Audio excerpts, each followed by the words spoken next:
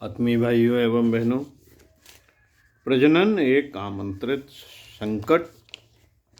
वाङ्मय 63, लेखक पंडित श्री राम शर्मा आचार्य। पुस्तक भावी पीढ़ी, हमारी भावी पीढ़ी और उसका नव निर्माण।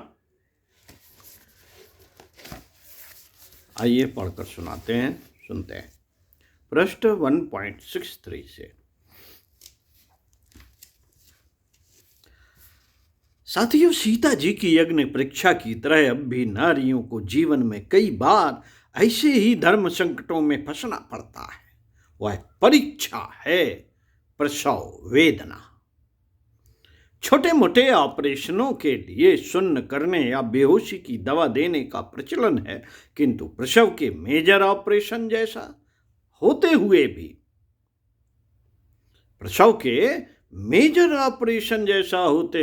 भी सुंघाने या शून्य करने की मनाही है, क्योंकि बालक पेट से बाहर निकलने के लिए जब कठोर संघर्ष करता है तो उसकी उत्तेजना से प्रजनन अंगों को फैलने का अवसर मिलता है। शून्य कर देने पर माता की ओर से अपना पक्ष पूरा किया जाना संभव नहीं हो पाता। नवांगुतक बालक अकेले का पुरुषार्थ उसे बाहर आने में सफलता प्रदान नहीं करता। इसलिए वेदना निग्रह की दवा उस समय नहीं दी जा सकती। इससे बच्चे को शारीरिक एवं मानसिक क्षति हो सकती है और अपंगता एवं बुद्धिमंदता जैसे कोई विपत्ति बच्चे के पीछे जीवन भर के लिए जम सकती है। मित्रों,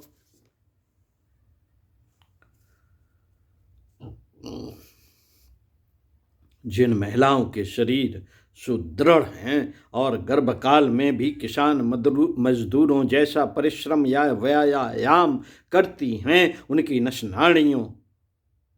नसनाड़ियां इस योग्य बनी रहती हैं कि वे प्रसव वेदना सहते हुए भी उसके कारण होने वाली क्षति की पूर्ति कर सकें। किंतु जो लड़कियां छोटे कद की, कम आयु की एवं भावुक प्रकृति की होती हैं, उनके लिए इस ऑपरेशन का कष्ट असाधारण कष्टकर होता है, विशेषकर पहली बार। लंबे समय तक कई दिन पीड़ा चलने की संभावना देखकर बुद्धिमान डॉक्टर अपवाद स्वरूप पेट का सीजेरियन ऑपरेशन करके बच्चे को बाहर निकाल देते हैं। इसमें बेहोश करने की अवधि थोड़ी होती है, इसलिए बच्चे पर अधिक बुरा असर पड़ने की आशंका नहीं रहती। जिन्हें यह सुविधा साधन न होने एवं दुर्गम स्थान होने के कारण प्राप्त नहीं है, उन्हें प्रसव नया जन्म की कहावत चरितार्थ करनी पड़ती है। अनेक महिलाएं इसी वेदना में दम तोड़ देती हैं। साथियों, बाहर रहने वाले लोगों को उस कष्ट की अनुभूति नहीं होती। प्रजनन के कारण इसे स्वाभाविक माना जाता है, पर दाइयां जानती हैं कि इस कारण जननी के अवयव कितने क्षत विक्षत हो जाते हैं, कितना रक्त निकलता है और उन जख्मों को भरने में कितना समय लगता है। यह जख्म भरने की क्रिया सही रीत से संपन्न न हो तो सेप्टिक होने तथा इसके बाद जन्म भर के लिए श्वेत प्रदर जैसी व्यथाएं लग जाने और उनके कारण शरीर खोखले होते रहने का डर रहता है।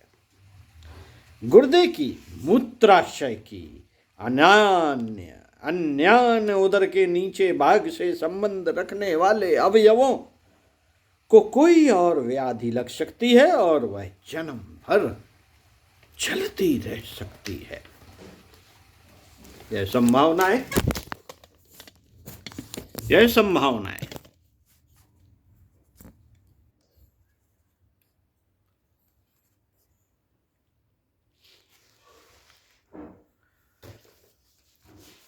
प्रथम प्रसव प्राइमी प्रेरा में तो विशेष रूप में रहती है,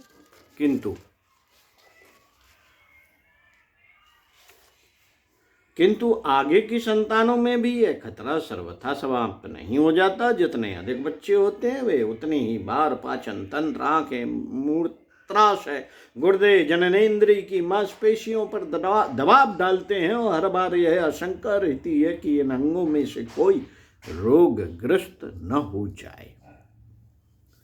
पेट में 9 महीने बालक रहता है। इतने दिनों में उसका शरीर माता के शरीर में से ही कटकर बनता है, अतः दुर्बलता आना स्वाभाविक है। बच्चे के बढ़ने के साथ साथ आमाशय और आंतों पर दबाव बढ़ता है, फलता भूख कम लगती है, पाचन ठीक से नहीं होता, तो नया रक्त मांस बनने की प्रक्रिया में कटौती हो जाती है, अपच से और भी कई तरह की विकृतियां बनती हैं।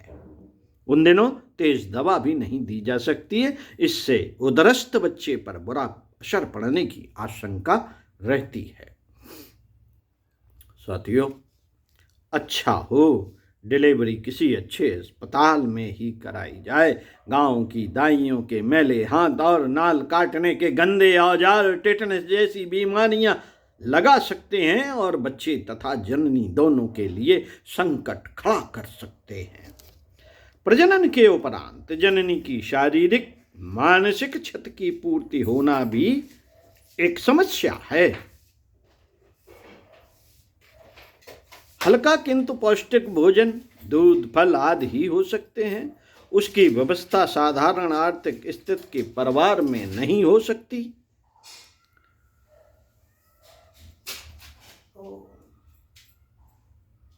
घी मिले ही पदार्थ पौष्टिक समझे जाते हैं, परंतु गृष्ट होने के कारण ठीक तरह पचते नहीं और लाभ के स्थान पर हार करने लगते हैं। प्रसूति गृह के घरों में उतनी स्वच्छता भी नहीं रह पाती जितनी कि जननी और नवजात शिशु के लिए आवश्यक है।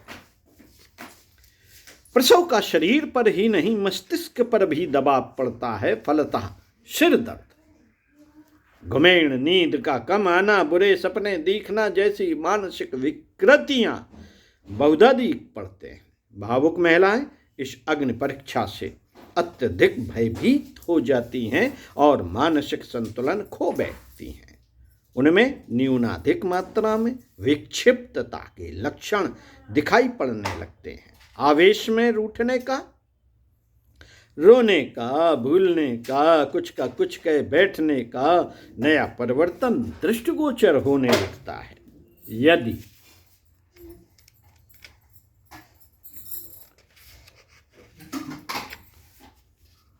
यदि यह स्थित परिवार वाले मिलजुल कर संभाल न लें तो भविष्य में किसी छोटे बड़े मानसिक रोग की भी आशंका रहती है। अपने देश में बुढ़ियाओं को बुढ़ियों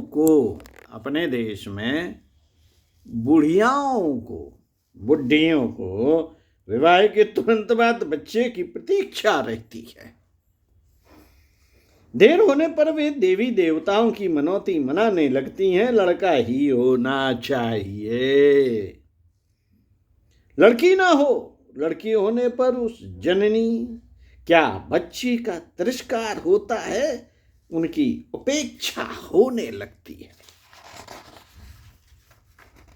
मित्रों, इसका बुरा असर जननी पर पड़ता है और उसकी शारीरिक और मानसिक क्षति पूरी होने में और भी अधिक कठिनाई पड़ती है। कई बार प्रसव भय जननी के मन में बुरी तरह समा जाता है और उनकी काम वासना ही समाप्त हो जाती है। वे उस संकट के फिर आने की कल्पना से अपना प्राण बचाती फिरती हैं। फलता इसी प्रश्न को लेकर पति पत्नी में मनमुटाव रहते देखा जाता है, जो छोटे छोटे कारणों को लेकर कलह रूप में फूटता है, नीरसता छाने लगती है। देश की वर्तमान स्थिति में कम से कम अगले 20 वर्षों तक प्रजनन पूरी तरह बंद रखे जाने की जरूरत है।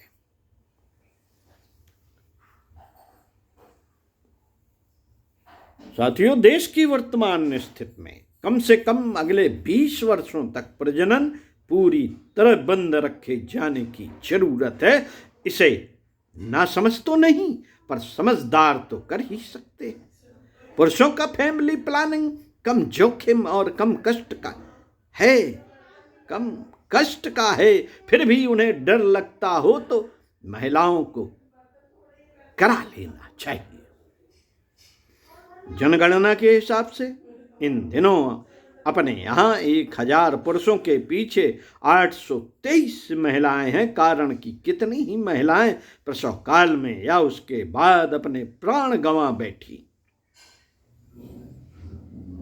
संख्या संतुलन को देखते हुए अब लड़कियों की आवश्यकता अधिक है और लड़कों की कम, तो भी मूढ़ मान्यताओं के आधार पर हर कोई लड़का चाहता है। उनसे वंश चलते और बुढ़ापे का सहारा होने की आशा करता है। यह दोनों ही आशाएं समय को देखते हुए सर्वथा निरर्थक हैं। फिर भी पुराण खंडी सड़े दिमाग के नर नारी बेटा होने की ही रट लगाए रहते हैं। लड़की होने पर वधू का और उन निर्दोष बच्चे का तिरस्कार करते हैं। वर्तमान स्थिति को देखते हुए प्रजनन में अधिक उत्साह दिखाने से जननी का स्वास्थ्य चौपट होता है, पिता पर आर्थिक संकट बढ़ता है, परिवार की आवश्यकताओं में कटौती होती है, बच्चे को सुविधा साधन न मिलने से उनका भविष्य खराब होता है। बढ़ती हुई आबादी देश की प्रगति में सबसे बड़ी बाधक है। इन सब बातों को देखते हुए उचित यही है कि प्रजनन का संकट बुलाकर अकारण मुसीबत मोल न ली जाए। पति चाहे तो पत्नी को इस संकट से थोड़ी सी बुद्धिमत्ता एवं सहानुभूति का परिचय देकर सहज ही बचा सकता है। पंडित श्री राम शर्मा आचार्य।